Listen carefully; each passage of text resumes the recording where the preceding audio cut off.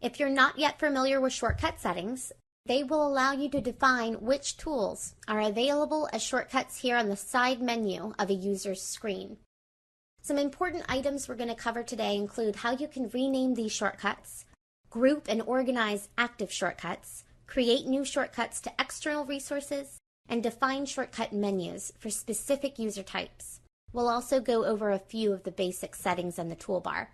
But let's start with what you'll see when you first access shortcut settings. Up top, you have your toolbar with Save to confirm your changes, Reset any changes that you've made but not yet saved, your View History button so you can see the changes in detailed lists, and also the Load Campus default. Maybe you've made a ton of edits or changes to the menus and you want to reload your campus's default. This is a handy button to start from scratch. Underneath the toolbar, you're going to notice the Role drop-down menu. This is important especially if you want to provide access to a diversified set of tools for different types of users. Now, we want you to note that any active shortcuts that are currently in use, that are currently in the menu, are going to be highlighted, while items that are not yet in the shortcuts, active shortcuts panel are not highlighted. That's a really easy way to see which tools that you may or may not have given the user access to as a shortcut setting.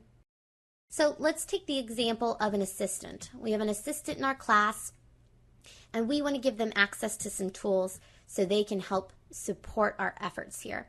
We're going to drag and drop them from the available shortcuts menu into that active panel. They're going to be highlighted to indicate they are now a part of our menu, and we're going to click Save to confirm those changes.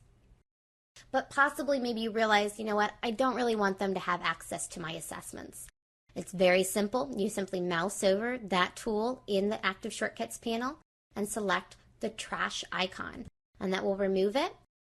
Make sure you confirm those changes. And this will now be, again, their panel with the changes made. Assessments are no longer available to that assistant. Next, I'm going to show you two other options that you may choose to implement when you're customizing your menu. First, all of the shortcut items you notice have a text label next to them detailing which tool they represent. And you have the option to remove that label simply by unchecking the Show Shortcut Labels by default. Also, the full menu option. This will show all of the user's available tools all of the time. And if you would like to remove that, all you have to do is deselect Show Full Menu. And here are what the changes look like. The icons now represent all the items in the menu, and the full menu is no longer available. For demo purposes, I'm going to put these back on for us. Now that we've reviewed the toolbar and some of the other features and shortcut settings, we're going to go over how we can customize the available shortcuts panel. You can rename any of these items that you'd like by clicking the Edit Pencil button, making your change, and clicking Save. As you can see, your change is reflected immediately. It's a very simple process. And let's say you decide, now I need to create my own custom shortcut. You just have to select the Add Custom Shortcut button.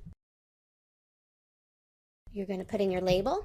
You're going to put in your URL. You have the option of putting in a custom URL, or you can go with the default just by leaving that field blank and clicking Save. And then your label, your new available shortcut, will be displayed. Another helpful feature in the Available Shortcuts panel is Add Shortcut Group. Enter the label that you would like to call your group. We're going to call this Basic Tools. And a blank panel will appear for you to drag and drop tools into. We're going to add some tools that we just want everybody to have access to in a nice, easy, convenient way. Once you're finished making those changes, click Save. And the group of tools has now been added to my available shortcuts. Now, another important function you would perform is editing shortcut groups. To edit a group, you select it from the Active Shortcuts drop-down panel. All of your active shortcut groups will be shown here. You select the one you wish to make changes to.